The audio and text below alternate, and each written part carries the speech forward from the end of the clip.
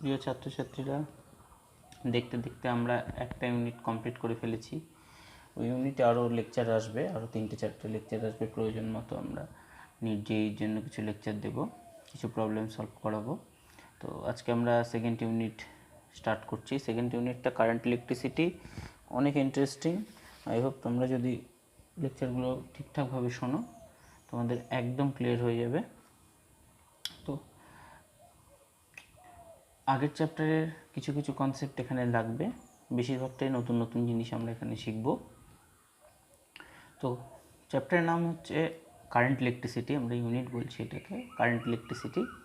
কিছু কিছু বই এটাকে 3টে চ্যাপ্টার ভাগ করে দেওয়া আছে, আমরা এটাকে একটা হিসেবেই পড়ব, কেমন? তো কারেন্ট ইলেকট্রিসিটিতে আমরা মেনলি কারেন্ট নিয়ে ডিল করব। আমরা স্থির তড়িৎ বা ইলেকট্রোস্ট্যাটিকে ওখানে স্ট্যাটিক চার্জ যে দাঁড়িয়েছিল সেরকম চার্জ নিয়ে আমরা ডিল করছিলাম। এখানে সেই চার্জটাই, সেই ইলেকট্রনটাই ডাইনামিক হয়ে যাবে, অর্থাৎ টাইমের রেসপেক্টে তার পজিশান চেঞ্জ করবে, ইলেকট্রনটা ফ্লো হওয়া স্টার্ট করবে এবং সেটাকেই আমরা বলবো কারেন্ট।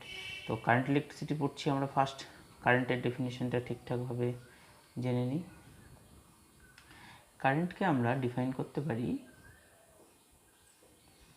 চার্জ পার টাইম। কেমন? চার্জ পার টাইম।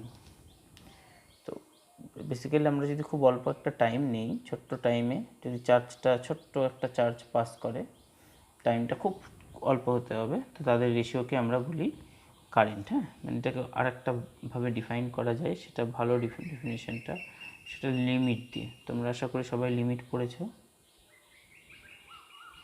দেখো, del t tends to zero মানে টাইমটা জিরোর খুব কাছাকাছিতে যদি কোথাও কখনো ডেল কিউ চার্জ, খুব ছোট্ট একটা চার্জ যদি পাস হয়, তাহলে ডেল কিউ বা ডেল টিটাকে আমরা বলবো কারেন্ট। নর্মালি আমরা চার্জ বাই টাইমকেই কারেন্ট বলবো, কেমন? Coulomb per second. তো এর ইউনিট হচ্ছে অ্যাম্পিয়ার। কুলম্ব পার সেকেন্ডকে আমরা বলি অ্যাম্পিয়ার, ক্যাপিটাল এ দিয়ে রিপ্রেজেন্ট করব।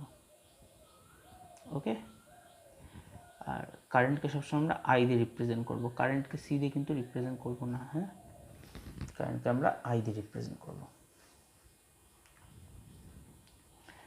তাহলে আমরা কারেন্ট ইলেকট্রিসিটি স্টার্ট করছি। কারেন্ট ইলেকট্রিসিটিতে কারেন্টের ডেফিনিশন কী, কারেন্টকে কীভাবে ডিফাইন করা যেতে পারে, তোমরা হয়তো অনেকেই জানো, এটা ক্লাস 10-এ অনেকেই পড়েছো।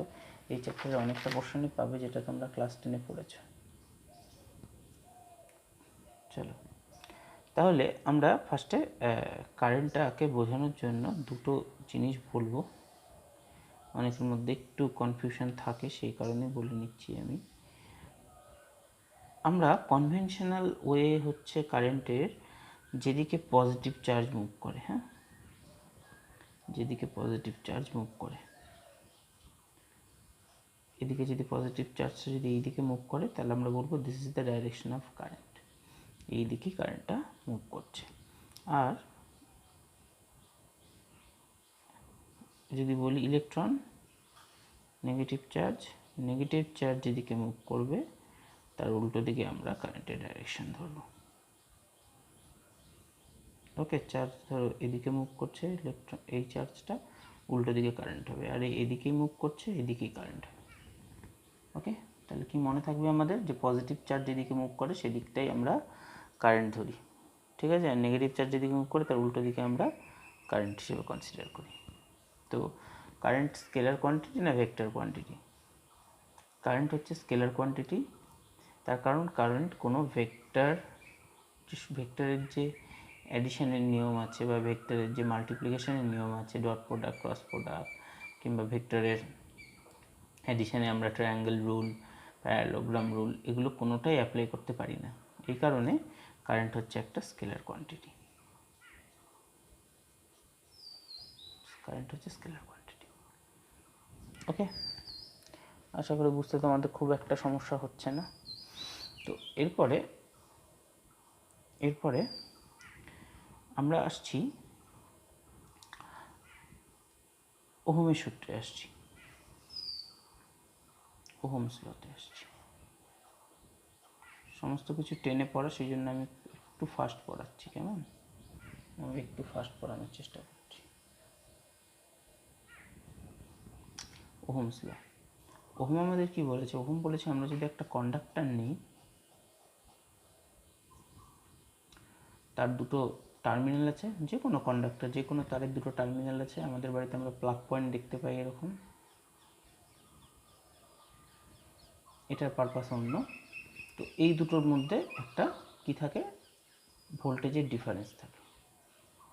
আমাদের বাড়িতে 220 ভোল্ট আসে, এই দুটোর মধ্যে পার্থক্য, এই দুটোর মধ্যে পার্থক্য 220 ভোল্ট। সেরকমই আমরা যদি এদের দুজনের মধ্যে একটা ভোল্টেজের ডিফারেন্স বা পোটেনশিয়াল ডিফারেন্স অ্যাপ্লাই করি দুটোর মধ্যে, তাহলে তারের মধ্যে দিয়ে যে কারেন্ট ফ্লো করবে, সেই কারেন্টটা কার সাথে প্রপোর্শনাল হবে? পোটেনশিয়াল ডিফারেন্সের সাথে প্রপোর্শনাল হবে। মানে 220 ভোল্ট পাঠালে যতটা কারেন্ট যাবে এর মধ্যে দিয়ে, 440 পাঠালে তার থেকে বেশি কারেন্ট যাবে, যদি তারটা সেম থাকে। এই কন্ডাক্টরটা যদি আমরা চেঞ্জ না করি, টেম্পারেচার যদি চেঞ্জ না করি, ওকে, ফিজিক্যাল যে সব ব্যাপারগুলো আছে সেগুলো যদি আমরা চেঞ্জ না করি, তাহলে কারেন্টটা কী হবে? পোটেনশিয়াল ডিফারেন্সের সাথে বাড়তে থাকবে। আমরা মনে রাখার জন্য এইভাবে বলতে পারি, ধরো এখানে আমাদের একটা জলের ট্যাঙ্কি আছে, তো এখান থেকে যদি আমরা এইভাবে একটা পাইপ সেট করি, কেমন, তাহলে এর মধ্যে দিয়ে যে স্পিডে জল যাবে, আমরা যদি পাইপটা এইভাবে সেট করি, মানে খাড়া বেশি, স্লোপটা বেশি, কেমন, প্রবণতা বেশি, তাহলে এর মধ্যে দিয়ে বেশি স্পিডে জল যাবে, এর মধ্যে দিয়ে সব থেকে বেশি স্পিডে জল যাবে। তো এখানে সেটাই হচ্ছে। এইভাবে ভাবতে পারি আরেকটা ভাবতে পারি যে এটা যদি আমাদের, তোমরা যদি কেউ ফ্ল্যাটের থেকে থাকো বুঝতে পারবে, বা উঁচু জায়গায় যদি থেকে থাকো, ধরো এটা একটা 6 তলা যদি বাড়ি হয়, দেখবে নিচতলাতে জলের ফ্লো অনেক বেশি হয়, জলটা অনেক স্পিডে পড়ে ট্যাপ থেকে, উপরতলাতে কম হয়। কেন? এদের মধ্যে হাইটের ডিফারেন্সটা কম। ওকে, তো সেম জিনিসটা এখানেও হয়। I is proportional to V, same or V is proportional to I আমরা বলতে পারি। এখান থেকে একটা প্রপোর্শনাল সাইন উঠালে একটা কনস্ট্যান্ট আসে, সেই কনস্ট্যান্টটাকে আমরা বলি রেজিস্ট্যান্স। সেই কনস্ট্যান্টটাকে আমরা বলি রেজিস্ট্যান্স, যেটা এই তারটার প্রপার্টি। এই যে তার, এই তারের একটা প্রপার্টি যে ও কারেন্টকে যেতে কতটা বাধা দিচ্ছে, সেই প্রপার্টিটা অনুযায়ী এটা হবে। তুমি তার চেঞ্জ করে দিলেই আর এর ভ্যালু চেঞ্জ হয়ে যাবে, কেমন? সেই জন্যই আমরা বলছি যে অন্যান্য ফিজিক্যাল জিনিসগুলোকে কনস্ট্যান্ট রাখছি, আরটাকে কনস্ট্যান্ট রাখছি, কেমন? তাহলে আর ইকুয়াল টু আমরা লিখতে পারি V/I। আর এর একক হচ্ছে, ইউনিট হচ্ছে ওহম। ওমেগা সাইন দিয়ে আমরা লিখি এটা ওহম। তাহলে যার রেজিস্ট্যান্স যত বেশি, তার মধ্যে দিয়ে কারেন্ট যেতে গেলে তত বাধা পাবে, তাই তো? এই আর এরই যদি আমরা 1/R লিখি, এটা হয়ে যায় G। এটা আর রেজিস্ট্যান্স থাকে না, এই আরটা ছিল রেজিস্ট্যান্স, রোধ।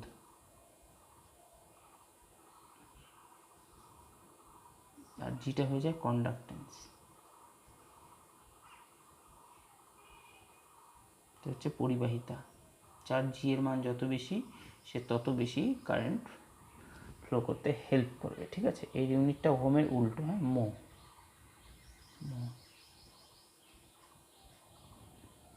কেমন? তো কোনো একটা তারের আর কার উপর ডিপেন্ড করে।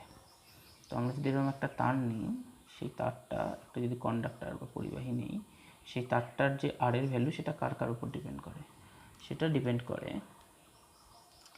এই তারটার লেন্থের উপরে, এর ক্রস সেকশনাল এরিয়া যেটা, তার উপর, আর এটা কী মেটেরিয়াল দিয়ে তৈরি হয়েছে তার উপর। তামা দিয়ে হলে একরকম হবে, লোহা দিয়ে হলে একরকম হবে, অ্যালুমিনিয়াম হলে একরকম হবে, কেমন? তো সেই জিনিসটা হচ্ছে রো, কেমন? রো হচ্ছে রেজিস্টিভিটি, সেটাও মেটেরিয়ালের উপর ডিপেন্ড করে। তাহলে আরটা মনে রাখবে, যত লম্বা তার হবে তত তার রেজিস্ট্যান্স বেশি হবে, যত মোটা তার হবে তত তার রেজিস্ট্যান্স কম হবে, কেমন? তো দুটোকে একসাথে আমরা কি লিখতে পারি? R equal to rho into L/A। রোটা হচ্ছে আমাদের কনস্ট্যান্ট। রো যার যত বেশি হবে তত তার রেজিস্ট্যান্সটা বেশি হবে। ওকে, আশা করি রো এর ইউনিট আমরা বের করতে পারবো। রোটাকে আমরা বলি রেজিস্টিভিটি।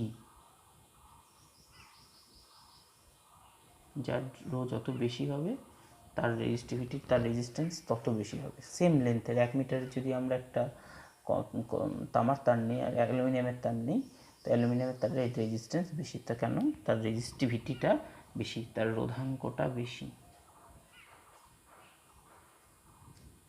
কেমন?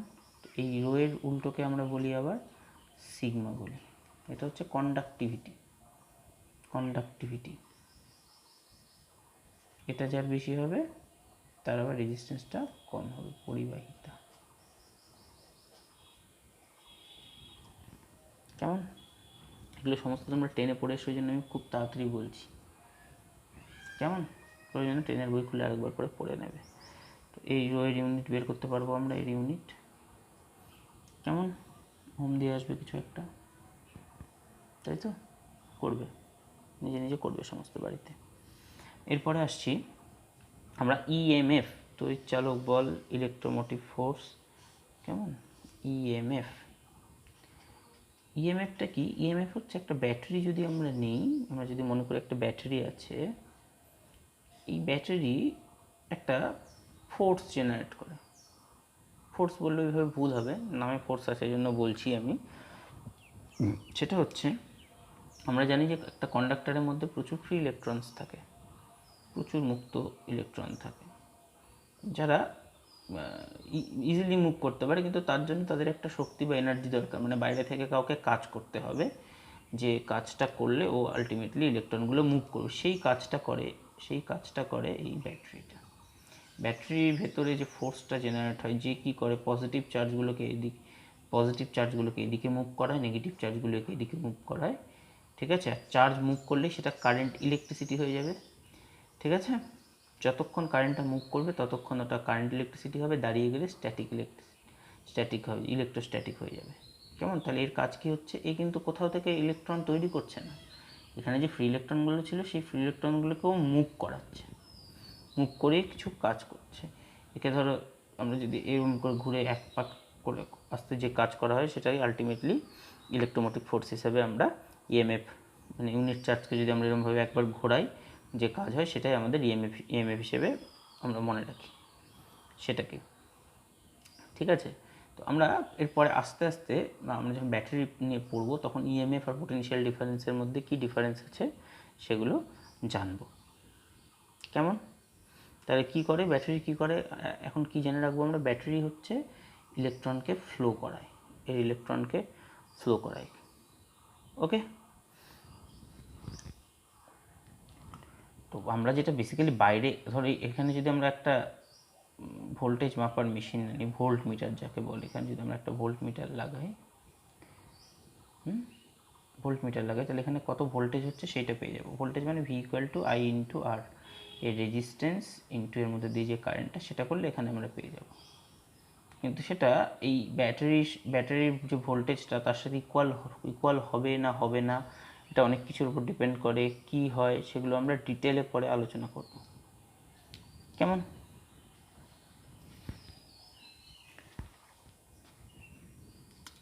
ওকে, চলো। আচ্ছা, ওহমস ল নিয়ে আমরা একটা কথা বলতে ভুলে গেছি, সেটা হচ্ছে আমরা যখন ওহমস ল পড়ছিলাম, আমরা এরকম একটা গ্রাফ ড্র করি। সেটা হচ্ছে, মনে করো এটা ভি নিচ্ছে এদিকে, আই নিচ্ছে এদিকে, হ্যাঁ, আমরা উল্টো দিকেও নিতে পারি।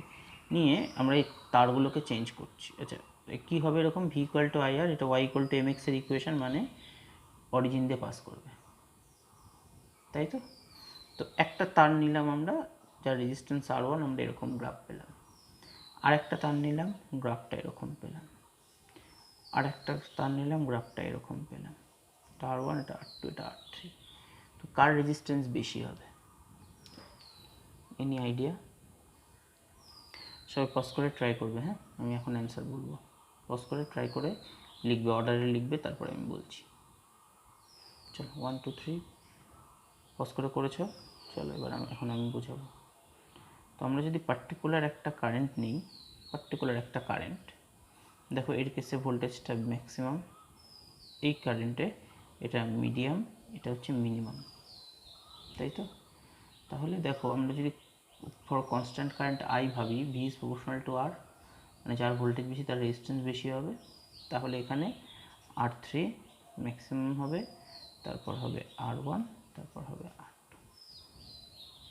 ওকে, আরও ভাবতে পারি আমরা যে এটা এই স্লোপটা কাকে ভি, যদি তুমি আইভি গ্রাফ নাও, আইভি গ্রাফ মানে এক্স অ্যাক্সিসে আই, ওয়াই অ্যাক্সিসে ভি গ্রাফ নাও, তাহলে এই গ্রাফের স্লোপটা, স্লোপ মানে আমরা জানি ওয়াই বাই এক্স, স্লোপ প্রবণতা একটা স্ট্রেট লাইনের, ঠিক আছে, স্লোপ কত ওয়াই বাই এক্স মানে ভি বাই আই, এই স্লোপটায় আরকে ডিনোট করে, যে যত খাড়া তার রেজিস্ট্যান্স তত বেশি।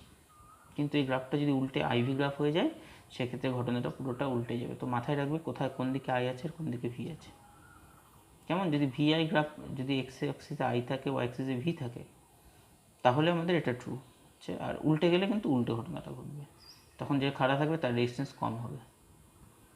কেমন, একটু মাথায় রাখবে সবাই। তো এরপরে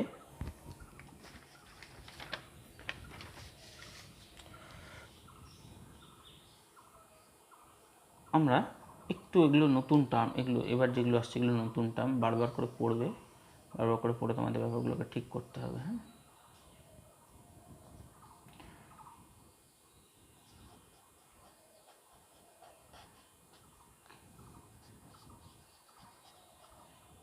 কারেন্ট ডেন্সিটি, কারেন্ট ডেন্সিটিকে আমরা জে দিয়ে লিখে থাকি। হ্যাঁ, কারেন্ট ডেন্সিটিকে জে, ডেন্সিটি, ডেন্সিটি মানে বুঝতে পারছি আমাদের ঘনত্ব আর কি, মানে তোমার পার এরিয়াতে কত কারেন্ট আছে সেইটাই আমরা জে দিয়ে লিখি। হ্যাঁ, তো জে ইকুয়াল টু আমরা বলতে পারি কারেন্ট পার এরিয়া, মানে একটা একটা এরকম যদি একটা এরিয়া নিই আমরা এ, এর মধ্যে দিয়ে কত কারেন্ট ফ্লো করছে, ঠিক আছে, পার ইউনিট এরিয়াতে কত কারেন্ট ফ্লো করছে, এটাই হচ্ছে আমাদের কারেন্ট ডেন্সিটি। কিন্তু কিন্তু তোমরা যারা ফ্লাক্সটা পড়ে এসছো অলরেডি, ফ্লাক্সটা পড়ে এসছো, সেখানে যেমন ইলেকট্রিক ফিল্ড নিয়ে আমরা ডিল করেছিলাম, একই রকমভাবে এখানেও যেটা কিন্তু স্কেলার নয়, কারেন্ট হচ্ছে স্কেলার রাশি ছিল কারেন্টটা, কিন্তু যে কিন্তু স্কেলার নয়, যে কি ভেক্টর, যে হচ্ছে ভেক্টর।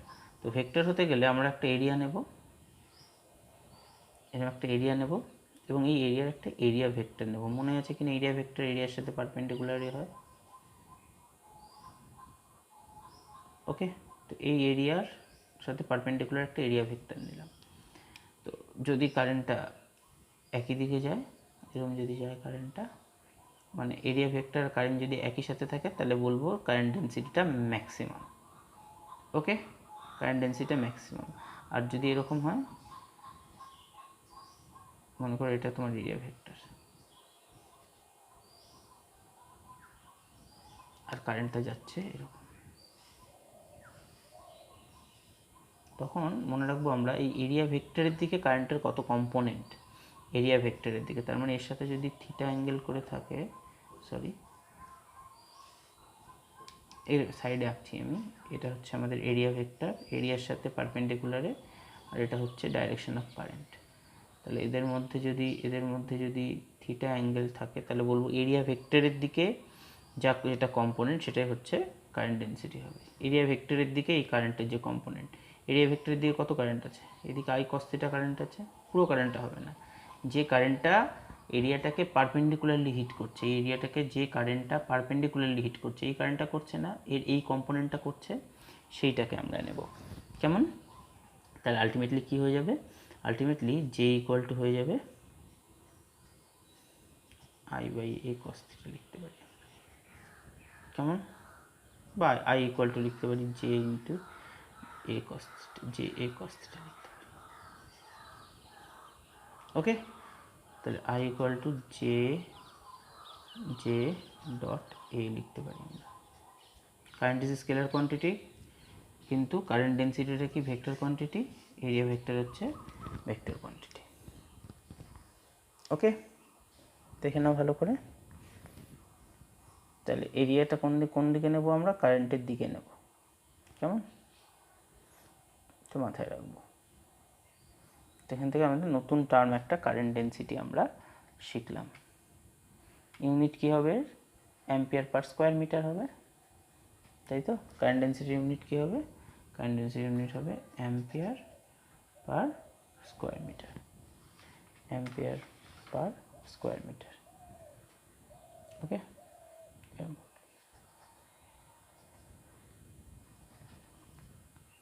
আচ্ছা, এবার আমি যে টপিকটা পড়াতে চলেছি একে রিলেট করে, সেটা একটু ডিফিকাল্ট, একটু মন দিয়ে শুনবে। এক একটা বই এক একভাবে এটাকে রিপ্রেজেন্ট করেছে। আমি সমস্ত বই থেকে নিয়ে যেটা সোজা মনে হয়েছে, আমার যেভাবে এক্সপ্লেন করলে তোমাদের সোজা হবে আমি সেইভাবেই এক্সপ্লেন করার চেষ্টা করছি। একটু পেশেন্স নিয়ে শুনবে, হ্যাঁ।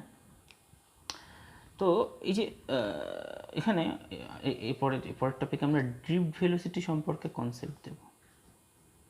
ড্রিফট ভেলোসিটি,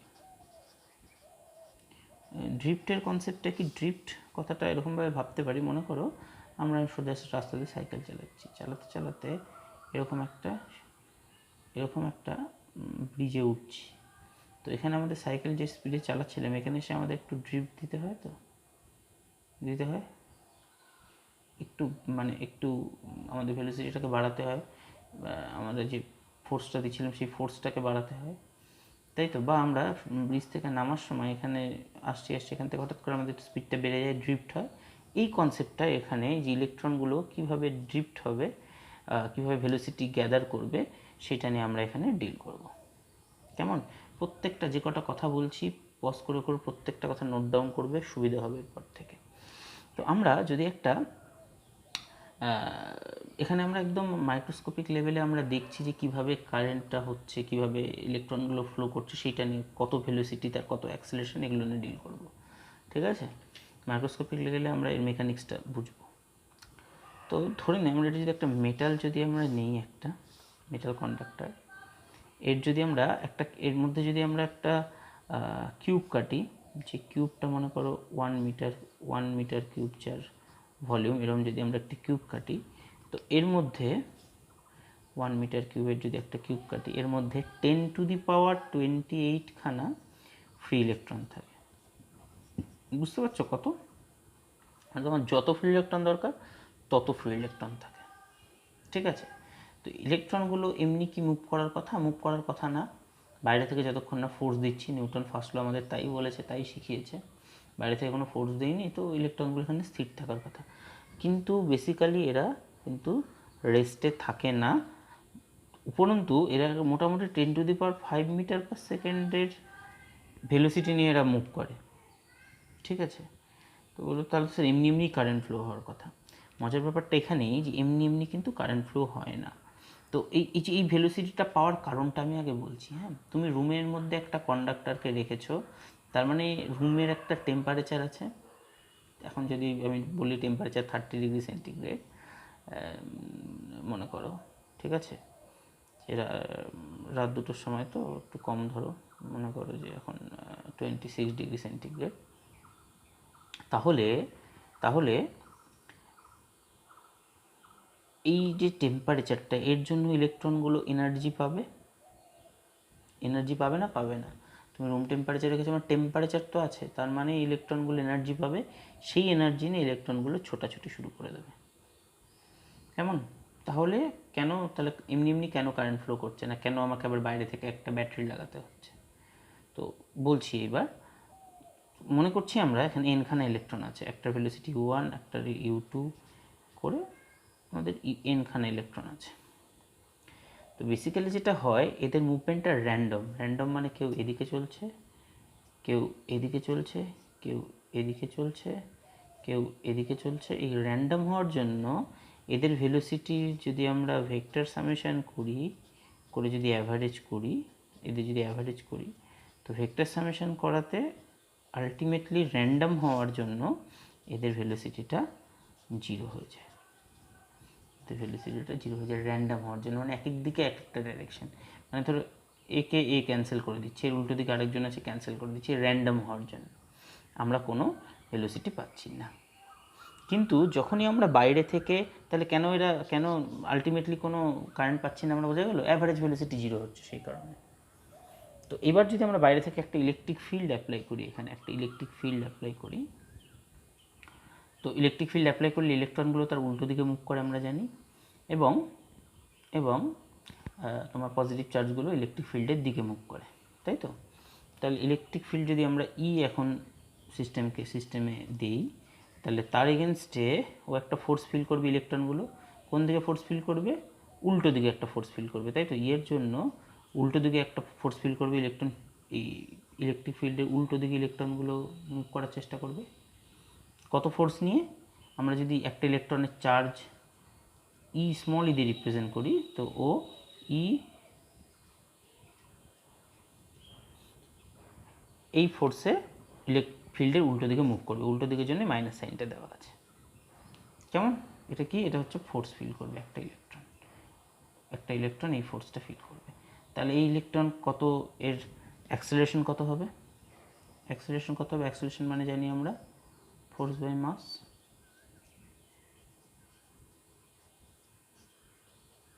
এটা হচ্ছে আমাদের অ্যাক্সেলারেশন। কেমন বোঝা গেল?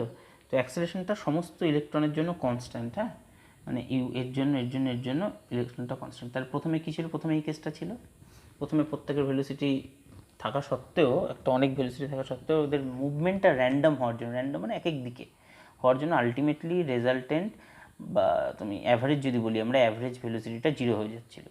এবার আমরা বাইরে থেকে ইলেকট্রিক ফিল্ড অ্যাপ্লাই করাতে ও একটা অ্যাক্সেলারেশন পেলো। তাহলে আমাদের ছোটোবেলার কথা যদি একটু মনে করি, ক্লাস 11 বা ক্লাস 9-এ, তো আমরা জানি যে একটা অবজেক্ট u1 ভেলোসিটি নিয়ে মুভ করছিল, হঠাৎ করে ও এ অ্যাক্সেলারেশন পেলো। তো এই অ্যাক্সেলারেশনটা যদি ও টাউ টাইম জুড়ে পায়, টিও মনে করতে পারো তোমরা, টাউ টাইম জুড়ে যদি পাও, তাহলে ও টাউ টাইম পরে ওর ভেলোসিটি v1 হয়ে যাবে। জানি তো v = u + at, ফর্মুলা মনে আছে আশা করি সবার, না মনে থাকলে বিপদ আছে কিন্তু, হ্যাঁ। তো এই ভেলোসিটিটা একজন গেইন করবে, কেমন? আরেকজন কত হবে? আরেকজনের ভেলোসিটি u2 a × τ2। আচ্ছা, τ1 τ2 এগুলো কি? τ1 τ2টা খুব মন দিয়ে শুনবে, এটাকে আমরা বলি রিল্যাক্সেশন টাইম বলি। কী জিনিস? মনে করো এখানে একটা কন্ডাক্টর আছে, ইলেকট্রন আছে, এ মুভ করতে করতে আরেকজনের সাথে ধাক্কা লাগলো। ধাক্কা লাগা মানে রিসেট হয়ে যাওয়া, ঠিক আছে? তো রিসেট হয়ে যাওয়া, তো এর মাঝখানের টাইম মানে একটা, এখানে ধরো একজনের সাথে ধাক্কা লাগার পরে আরেকজনের সাথে ধাক্কা লাগছে, এর মাঝখানের যে টাইমটা, সেটাকে আমরা বলছি রিল্যাক্সেশন টাইম। প্রত্যেকটার ক্ষেত্রে আলাদা আলাদা হবে, কারোরটা কম কারোরটা বেশি হবে, এক একটা ইভেন্টে একটা করে হবে, তার পরের বারই হয়তো আলাদা হয়ে যাবে টাইমটা। কেমন? এটাকে আমরা বলছি রিল্যাক্সেশন টাইম। একটা কলিশন, একটা সংঘর্ষ হলো, তারপর আর একটা সংঘর্ষের মাঝখানের টাইমটাকে আমরা বলছি রিল্যাক্সেশন টাইম। ঠিক আছে? এটা অ্যাভারেজ টাইম between two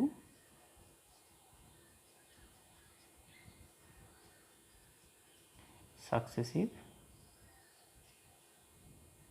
দুটো পরপর ইয়ের আগে কলিশন,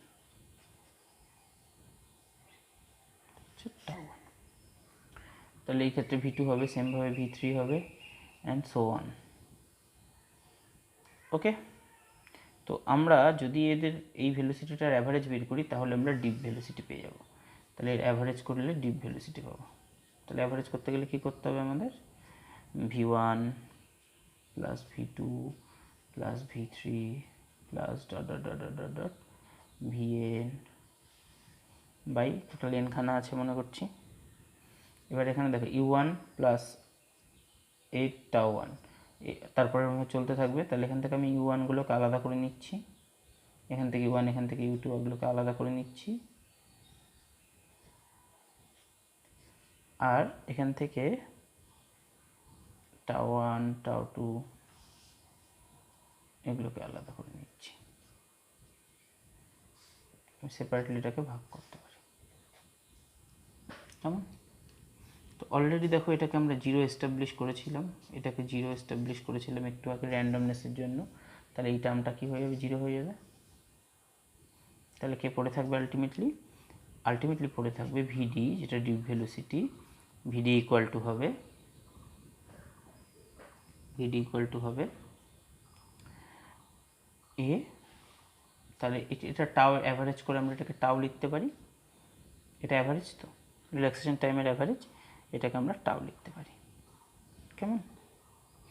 দেখে নাও ভালো করে, এ ইন্টু টাও। এবার এর ভ্যালু অলরেডি আমাদের বের করা আছে, -e ইন্টু ক্যাপিটাল ই টাও বাই এম। এটা হচ্ছে সেই ডিপ ভেলোসিটি। আমি ডিপ ভেলোসিটির আরেকটা এক্সাম্পল দিচ্ছি মনে রাখার জন্য কনসেপ্টটা। মনে করে একটা সিঁড়ি আছে, সিডি। তো তুমি যদি এখান থেকে একটা বল ফেলে দাও, বলটা যখন এখানে যাবে দেখো বলটা পুরো অ্যাক্সিলারেট করবে জি এর এগেনস্ট জি এর সাথে অ্যাক্সিলারেট করবে, করে যেই ধাক্কা লাগবে সেই আবার ভেলোসিটি রিসেট হয়ে যাবে, আবার আস্তে করে গিয়ে আবার পড়বে। ঠিক আছে, এইটুকু টাইম কিন্তু ও ইলেকট্রিক ফিল্ডের জন্য মুভ করছে, তারপর আবার রিসেট হয়ে যাচ্ছে, আবার মুভ করছে। তো এই যে ড্রিফট যে হচ্ছে ফিল্ডের জন্য সেই ভেলোসিটিটা এটা ড্রিফট হচ্ছে, ভেলোসিটিটা গেইন করছে, ভাবতে পারি কেমন? মানে কোনো একটা ইলেকট্রিক ফিল্ডের এগেনস্টে যদি মনে করো একটা একটা একটা অবজেক্ট মনে করো এরকমভাবে যাচ্ছে, ওর এখানে গিয়ে কলিশন হয়ে এদিকে গেল, আবার ধরো কলিশন হয়ে এরকম হলো, আবার ধরো কলিশন হয়ে এরকম হলো, আবার কলিশন হয়ে এরকম হলো, মনে করো ইলেকট্রিক ফিল্ডের উল্টো দিকে। হ্যাঁ, ঠিক আছে, কলিশনের জন্য এরকম হচ্ছে, নাহলে একদম এরকমভাবে যেত, কলিশন হয়েছে সেই জন্য, মানে এরকমভাবে ধাক্কা লেগে এদিকে চলে গেল, আবার এখানে ধাক্কা লেগে এদিকে আসলো। এটা হচ্ছে ইলেকট্রিক ফিল্ডের জন্য, এরকমভাবে মনে করো একটা অবজেক্ট মুভ করছে, উল্টো দিকে এরকমভাবে যাচ্ছে, সোজা উল্টো দিকে এরকমভাবে না গিয়ে ধাক্কা লেগে লেগে লেগে লেগে এরকম করে যাচ্ছে ভিড়ের মধ্যে, কেমন? তো এই ড্রিপটা থাকার জন্য এটা অ্যাকচুয়ালি এরকম না গিয়ে এটা একটু শিফট করে করে যাবে। হ্যাঁ, এটা একটু এরকমভাবে শিফট করে করে যাবে, এরকমভাবে যাবে, শিফট হয়ে যাবে, একটুখানি ড্রিফট হয়ে যাওয়া, দূরে ছড়ে যাওয়া, কেমন? মানে তুমি একটা বল ক্যাচ করতে যাচ্ছ, হাওয়ার জন্য বলটা একটু শিফট করে গেল, এরকমভাবে ভাবতে পারি আমরা। ওকে, আসলে সবাই বুঝতে পেরেছি কনসেপ্ট অফ কারেন্ট ডেন্সিটি তারপর ডিপ ভেলোসিটি, দুটোই আমরা সবাই বুঝতে পেরেছি। হ্যাঁ, প্রত্যেকটা জিনিস খাতাতে সবাই নোট ডাউন করবে, এমনি এমনি লেকচার দেখে কোনো লাভ হবে না আমি বলছি কিন্তু। হ্যাঁ, এমনি এমনি শুধু লেকচার যদি দেখো 2 মিনিট 4 মিনিট করে কোনো লাভ হবে না, খাতায় পেনে পুরোটা নোট ডাউন করলে তবেই আলটিমেটলি তোমরা বেনিফিট পাবে। চলো, তো এবার আমরা ডিপ ভেলোসিটি আর হচ্ছে ইলেকট্রিক কারেন্টের মধ্যে রিলেশন বের করব। হ্যাঁ, তো রিলেশন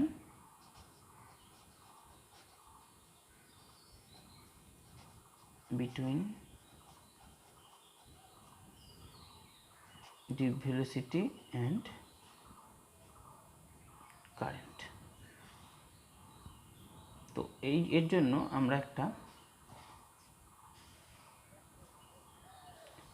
কন্ডাক্টর নিচ্ছি, ইচ্ছে করে মোটা মোটা করে আঁকছি তোমাদের একটু বুঝতে সুবিধা হবে জন্য। তো মনে করছি এর ক্রস সেকশন এরিয়া আছে এখানে এ, এদের লেন্থ আছে এল, এখানে আমরা এইদিকে একটা ইলেকট্রিক ফিল্ড অ্যাপ্লাই করেছি, তড়িৎ ক্ষেত্র অ্যাপ্লাই করেছি একটা। তো এদিকে অ্যাপ্লাই করাতে ইলেকট্রনগুলো এইদিকে মুভ করছে,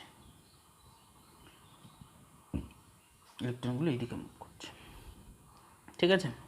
কনভেনশনাল কারেন্ট হচ্ছে এইদিকে আমাদের, এটা হচ্ছে কারেন্ট, আর আর তোমার এদিকে মুভ করছে। হ্যাঁ, ইলেকট্রনগুলো এদিকে মুভ করছে, ফিল্ডের উল্টো দিকে মুভ করছে। তো এখানে আমরা একটা পোটেনশিয়াল ডিফারেন্স অ্যাপ্লাই করেছি, মনে করো একটা পোটেনশিয়াল ডিফারেন্স অ্যাপ্লাই করেছি, কত ভি পোটেনশিয়াল ডিফারেন্স অ্যাপ্লাই করেছি। তো অলরেডি আমরা আগের চ্যাপ্টারে আমরা পড়েছি যে E is equal to V by L হবে, তাই তো, দুটোর মধ্যে ডিফারেন্সটা হবে। অলরেডি আমাদের এগুলো কিন্তু সমস্ত কিছু করা আছে। তো আমরা যদি ধরি এখানে এন হচ্ছে নাম্বার অফ ইলেকট্রন, কত ইলেকট্রন আছে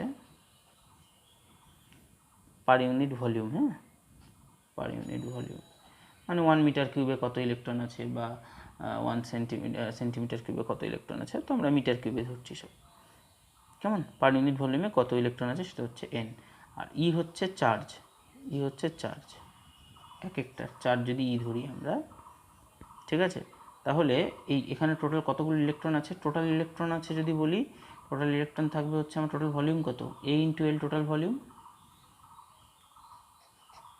এ ইন্টু এল হচ্ছে টোটাল ভলিউম, আর পার ভলিউমে আছে এন খানা করে, তাহলে ইন্টু এন হচ্ছে আমাদের টোটাল ইলেকট্রন। আর টোটাল চার্জ কত হবে, এন ইন্টু ই হয়ে যাবে,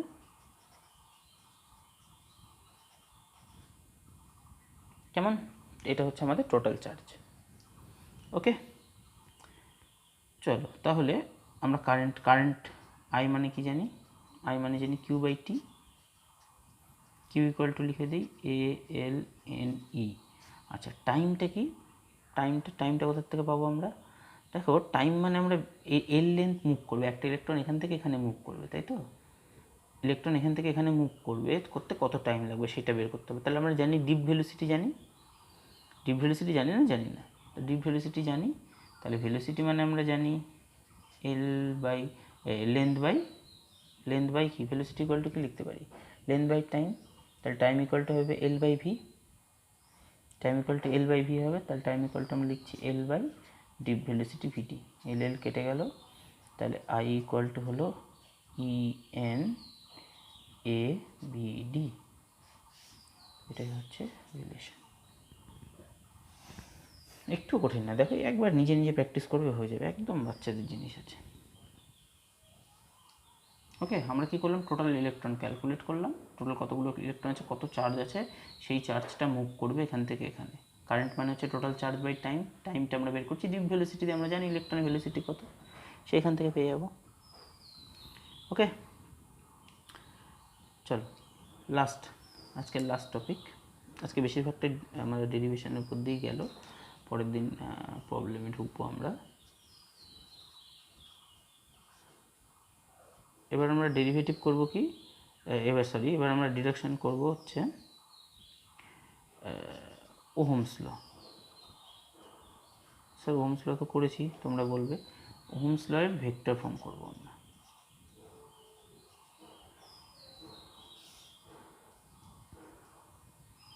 ওহমস ল এর ভেক্টর ফর্ম করব, ঠিক আছে। তার আগে ওহমস ল এর বেসিক জিনিসগুলো বলবো, তারপরে আমরা আসব। তো অলরেডি আমরা ডিপ ভেলোসিটি বের করেছি, ভিডি ইকুয়াল টু কত বের করেছি, ই ক্যাপিটাল ই টাও বাই এম করেছি, এটা আমরা ডিপ ভেলোসিটি, হ্যাঁ ডিপ ভেলোসিটি। তো এখানে যদি আমরা ই কে ভি দিয়ে রিপ্লেস করি, এটা হয়ে যাবে E V tau by M L. তো ওহমস ল আনতে গেলে আমাকে তো ভিটা আনতে হবে, সেই কারণে আমি ভি নিয়ে আসলাম, এখানে পোটেনশিয়ালটা নিয়ে আসলাম। হ্যাঁ, এই ভি হচ্ছে পোটেনশিয়াল, এটা হচ্ছে ডিপ ভেলোসিটির ভি। তাহলে আই ইকুয়াল টু কী জানি আমরা, আই ইকুয়াল টু জানি ই এন এ ভি ডি। তাহলে আমরা যদি এখানে ভিডির মানটা এখানে বসিয়ে দিই, ভিডি ইকুয়াল টু কী পাবো, ই এন এ, ভিডির জায়গায় কী হবে, small E capital V tau by M L. দেখো এই আই ইজ প্রপোর্শনাল টু, এখান থেকে আমরা ভি লিখতে পারি। তো স্যার কী করে I is proportional to V লিখছি, এটা পোটেনশিয়াল খালি, বাকি জিনিসগুলো দেখো, ই চার্জ অফ ইলেকট্রন, এন হচ্ছে নাম্বার অফ ইলেকট্রন, এ হচ্ছে এরিয়া, এটা দুবার হয়ে গেছে না, দুবারই তো হবে, ঠিকই আছে, স্কোয়ার, ঠিক আছে, সেটাও একই ব্যাপার। এম হচ্ছে মাস, এল হচ্ছে লেন্থ, দেখো সব কিছু কনস্ট্যান্ট। পার্টিকুলার একটা যদি আমরা কন্ডাক্টর নিই, তার ক্ষেত্রে সব কনস্ট্যান্ট, তাহলে I is proportional to V হলো। মানে আমরা এখান থেকেও ওহমস লটাকে প্রুভ করতে পারি। কেমন, তাহলে বাকি পোর্শনটা কি, বাকি জিনিসটা কী তাহলে, বাকি মানে এই যে বিচ্ছিরি জিনিসটা যেটা পড়ে থাকছে, এই জিনিসটা কি, আমরা ভি বাই আই যদি লিখি, ভি বাই আই লিখলে এটা কে পড়ে থাকবে এখানে, উপরে এম এলটা উপরে চলে যাবে, নিচে স্কোয়ার হয়ে যাবে এন টাও এ। এই জিনিসটা আমাদের রেজিস্ট্যান্সকে ডিনোট করবে। দেখো R equal to rho into L by A, তাহলে এটা এল এটা এ, তাহলে এই বাকি জিনিসটা তোমার রো হয়ে যাচ্ছে। তাহলে এখান থেকে আমরা রো কোন জিনিসটা হচ্ছে, মানে রেজিস্টিভিটি হচ্ছে তোমার এম বাই স্কোয়ার এন টাও। এটা দেখো তোমার রোকে ডিনোট করছে, বোঝা গেল। চলো এবার ওহমস লয়ের ভেক্টর ফর্মটা আমাদের একটুখানি বাকি আছে, করে দিচ্ছি, এখনই হয়ে যাবে।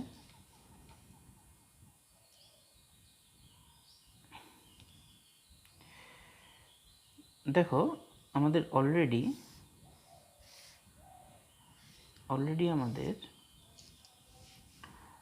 ডিরাইভ করা আছে velocity VD equal to minus of E into capital E into tau by M,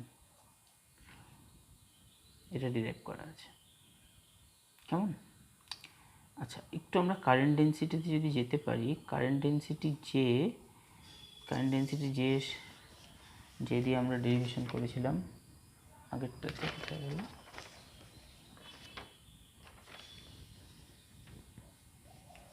আচ্ছা আমরা আই ইকুয়াল টু করেছি, আই ইকুয়াল টু ডিরাইভ করেছি কত, ENAVD। তাহলে এখান থেকে আমরা জে মানে কি, জে মানে আই বাই এ করলে যে পাই, দেখে নাও ভালো করে, আই বাই এ করলে যে পাই। তাহলে আমরা জে ইকুয়াল টু কি লিখতে পারি, জে ইকুয়াল টু লিখতে পারি, জে কিন্তু ভেক্টর, হ্যাঁ, জে ইকুয়াল টু লিখতে পারি, এটার এ বাদ দিয়ে বাকিটা লিখতে পারি ENVD। কেমন দেখো, এটা মানে যে হয়ে যাচ্ছে, ঠিক। তো এখানে ইটা মাইনাস হবে একটা, সরি এখানে একটা মাইনাস হবে, হ্যাঁ, যেহেতু ইলেকট্রনের জন্য মাইনাস হবে এখানে।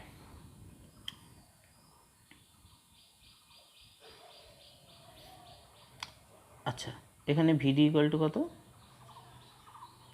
ভিডি ইকুয়াল টু, তাহলে আমাদের মাইনাসই পুট করতে হবে, ওটা মাইনাস ধরে, minus E into capital E into tau by M.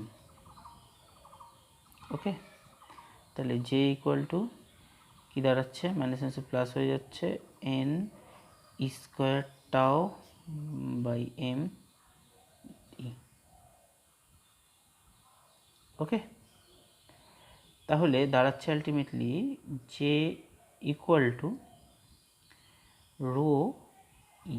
তোমার স্যার রো কোথার থেকে পেলেন আবার স্যার আপনি হঠাৎ করে, দেখো এই যে এটা কি আছে, এই রো তো না, সিগমা, রো রো কত, এই যে এটা রো, রোটা কী ছিল, রেজিস্টিভিটি ছিল, তাই তো, রোধাঙ্ক ছিল।